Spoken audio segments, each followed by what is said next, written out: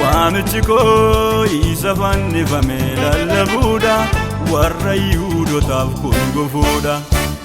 Waamichiko isa fannifame lallabuudha warra Yihuudootaaf kun gufuudha.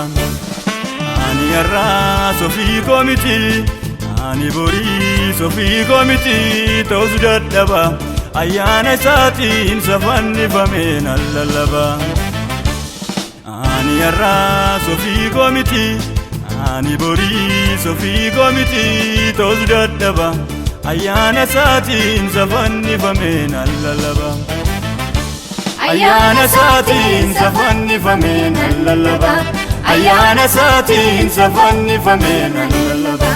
Ayyaana isaatiin isa fannifame nan lallaba. Ayyaana isaatiin isa fannifame nan lallaba.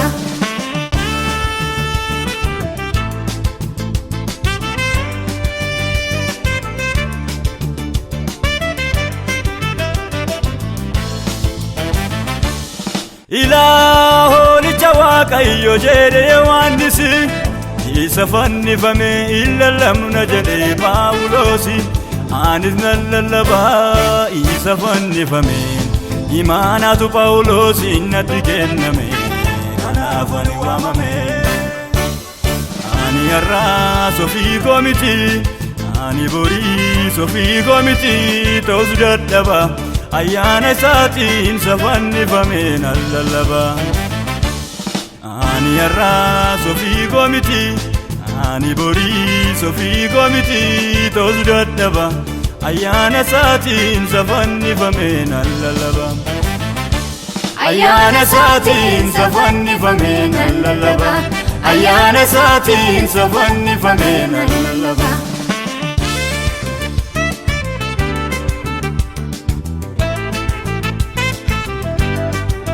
Fuulli keessan ifuu gara isaa ilaala, inni olii dhufu hundumaarra caala, maaltu isaan madaala. Ani isa malee kan biraan lallabu, ofii kooti seenaan odeeffadhuun qabu, isaaf jechan dhabu. Ani har'aa sofii koo miti, ani borii sofii koo miti, ta'us dadhaba ayyaana isaatiin isa fannifame nan lallaba. Ani har'aa sofii koo miti, ani borii sofii koo miti, ta'us dadhaba ayyaana isaatiin isa fannifame nan lallaba. Ayyaana isaatiin isa fannifame nan lallaba. Ayyaana isaatiin isa fannifame nan lallaba.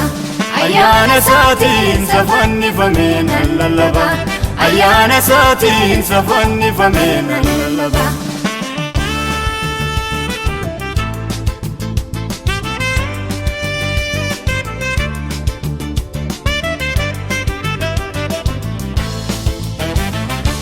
Hafuurri qulqulluun bifa gugeen gaafa irra bu'ee, sagaleenis Waaqa keessaa isaaf dhugaa ba'ee.